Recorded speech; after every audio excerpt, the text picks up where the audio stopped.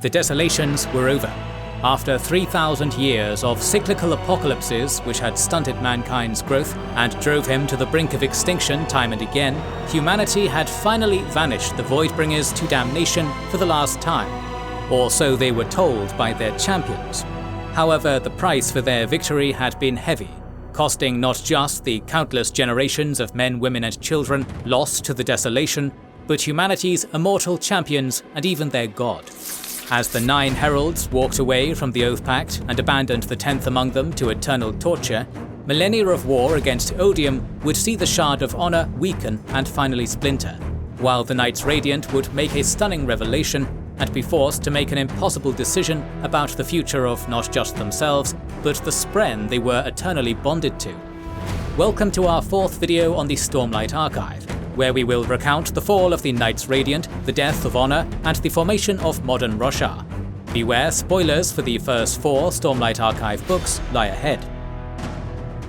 Contrary to the teachings of the modern Vorian Church, the Heralds did not part ways with humanity to drive the Voidbringers out of the Tranquiline Halls after the last desolation. Instead, they simply walked away, abandoning the Oath Pact and hoping that everything would work itself out. They remained on Roshar incognito, keeping their identities hidden so none would know the last desolation was a lie.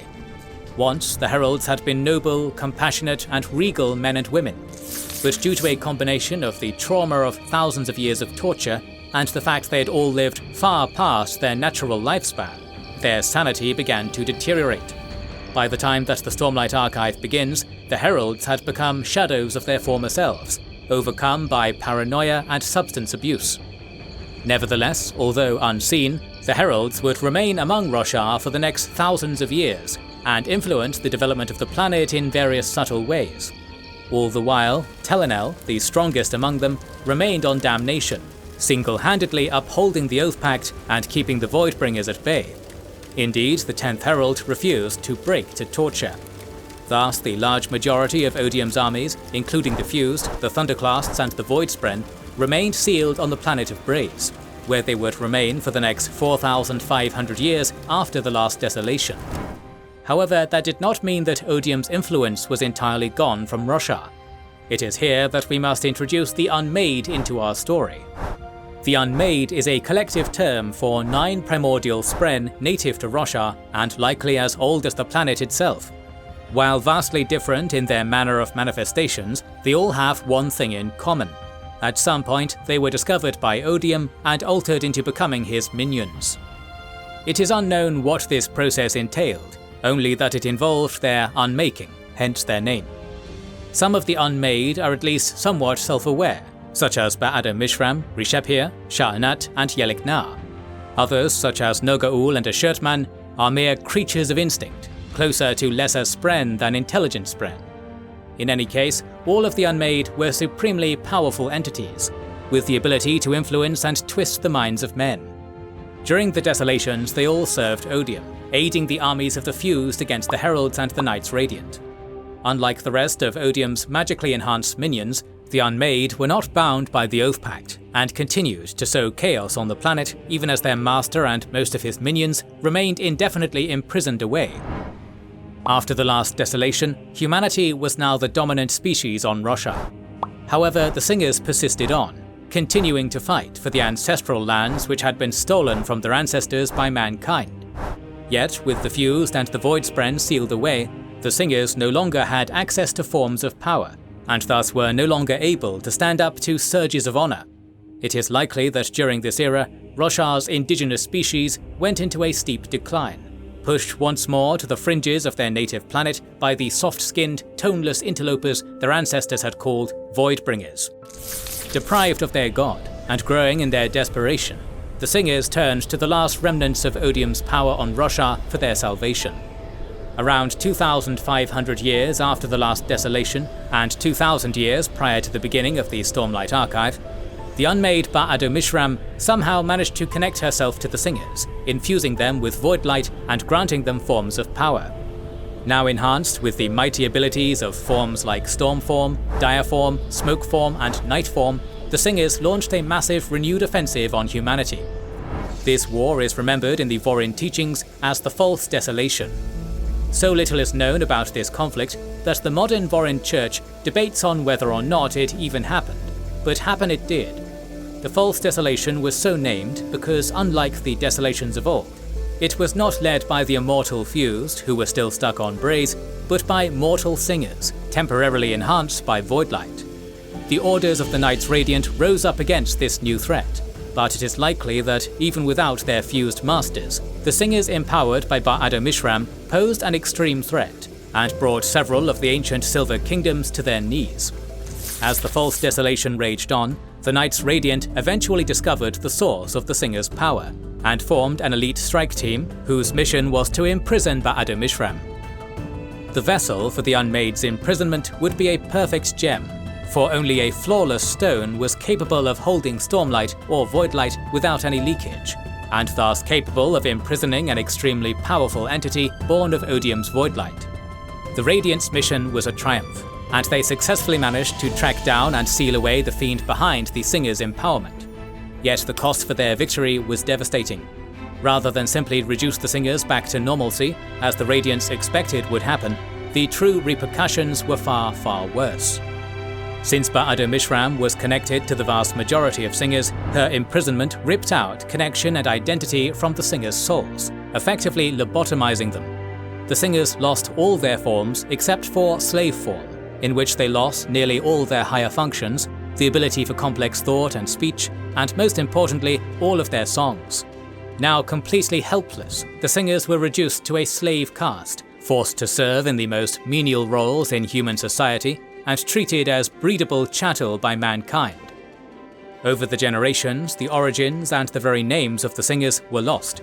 They became known as the Parshmen, and by the time of the Stormlight Archive, the races of man had come to take their slaves for granted, having long forgotten that the Parshmen were the true native peoples of Roshar, and were once part of the so-called Voidbringer armies that terrorized humanity's ancient ancestors during the desolations of old.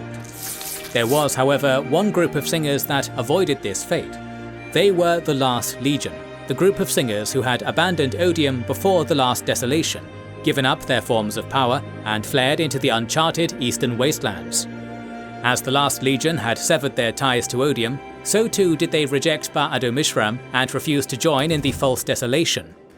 Thus they were spared lobotomization when the Unmade was imprisoned. For the next 2,000 years, the Last Legion, or Listeners as they came to call themselves, would focus on restoring their natural forms, the ones that did not rely on Odium's Voidlight. Hiding deep in the inaccessible east near the origins of the High Storm, humanity remained unaware of their existence. I remember at the end, Honor was more obsessed with oaths. There were times when the oath itself was more important than the meaning behind it. But he was not a passionless monster. He loved humankind. He died defending you. The Stormfather. The end of the False Desolation marked the high point of humanity's triumph. For the first time since their arrival in Roshar over 5,000 years before, they were the undisputed masters of the planet. However, the cost had been high, not just because of the countless generations lost to war, not just because of their heralds who had abandoned them, but because now they were about to lose their god. Indeed, Honor was dying. In truth, the Shard of Adonalsium had likely been slowly weakening for millennia, his power and life force bleeding away as he strained to keep Odium and his corrosive influence at bay. Knowing that his end was coming, Honor took measures to ensure that humanity would be protected and Odium would not triumph even after his demise. To that end, Honor poured much of his investiture into the Stormfather. Previously, the mighty Spren of the High Storm had been more of a force than a person, but now he was elevated to sapience and semi-godhood, and groomed to be Honor's successor. Moreover, Honor created a series of visions which depicted scenes of the desolations of old. Each of these visions contained a warning of a true desolation. For Honor knew that one day the Oath Pact would fail, and Odium's forces would return, and he wanted to prepare humanity's best and brightest to unite in the face of this threat.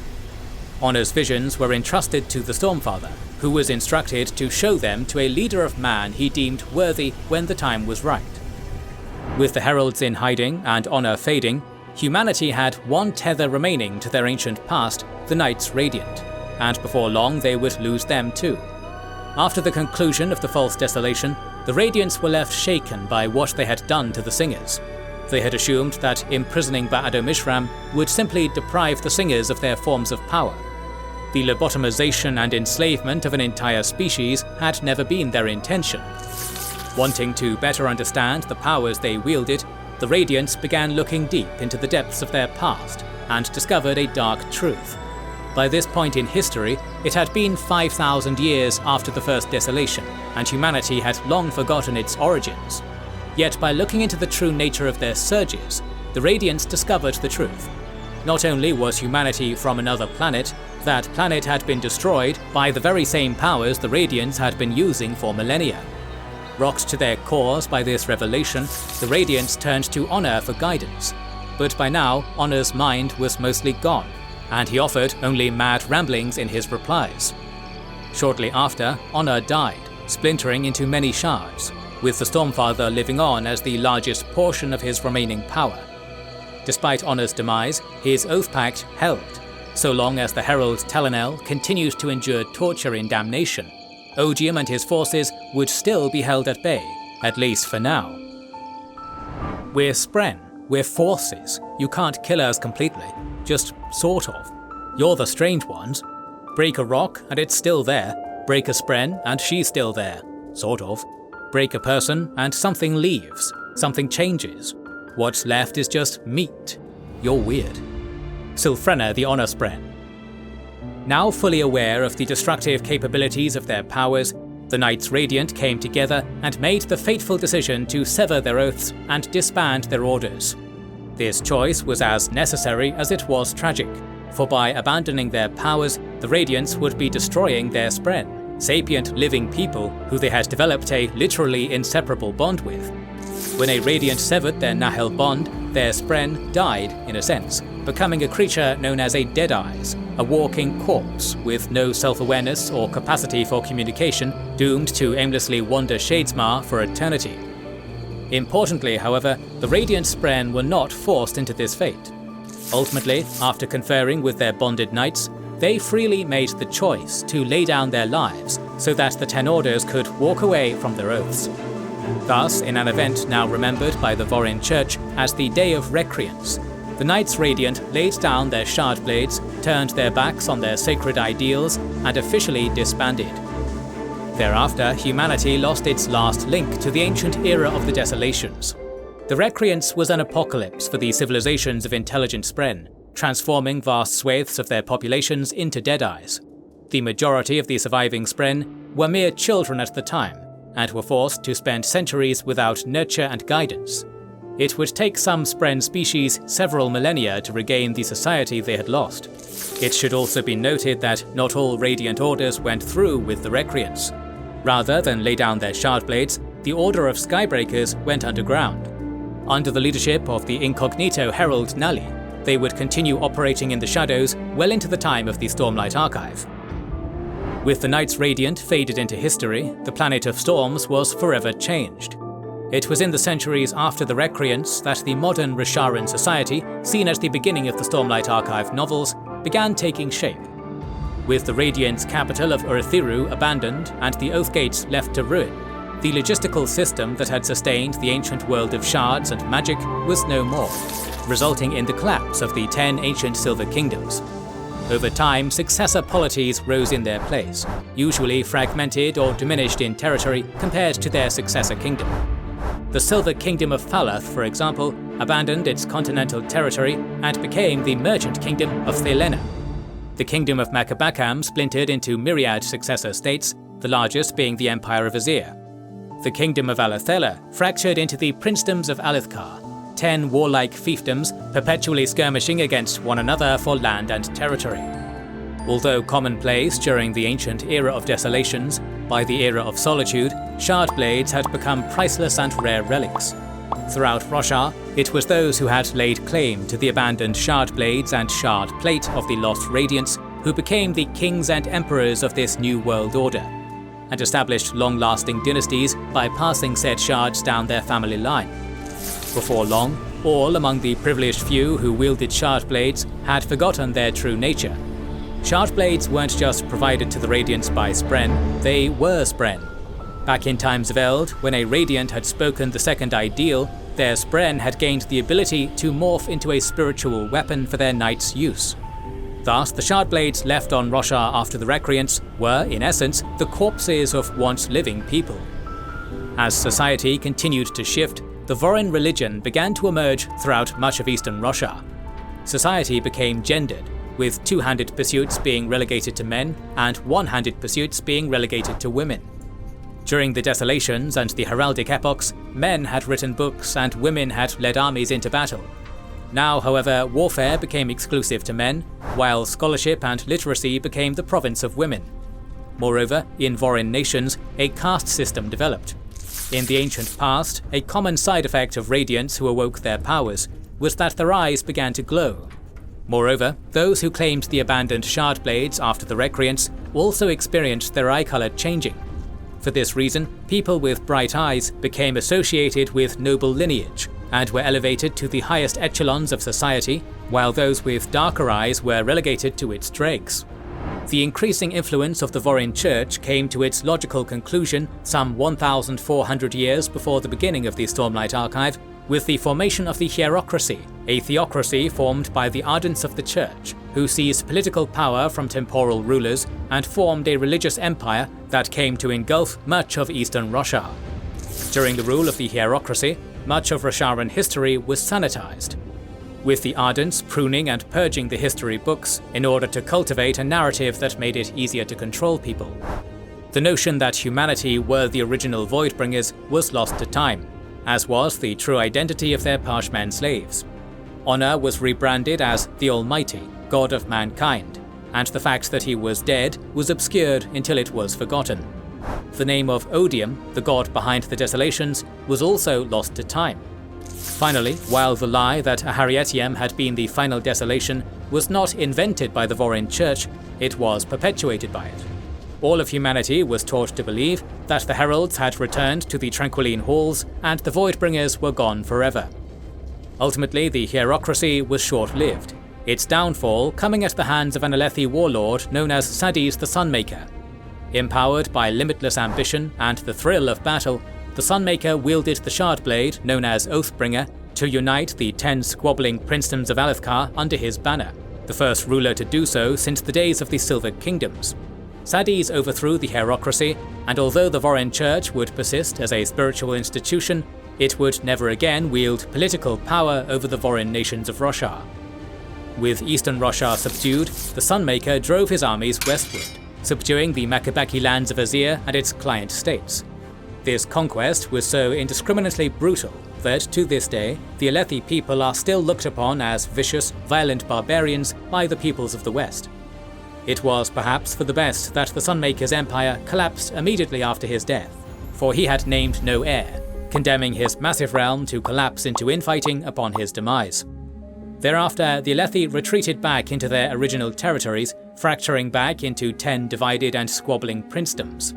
It would be many centuries before another warlord strong enough to unite them would arise, but that is a story for another time.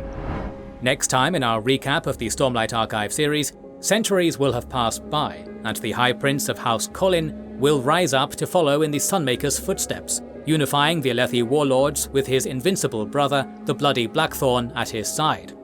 Meanwhile, the son of a dark-eyed surgeon will find himself the victim of the machinations of a light-eyed tyrant, and the light-eyed daughter of Jakavet nobility struggles to keep her family together in the face of their wicked, violent father.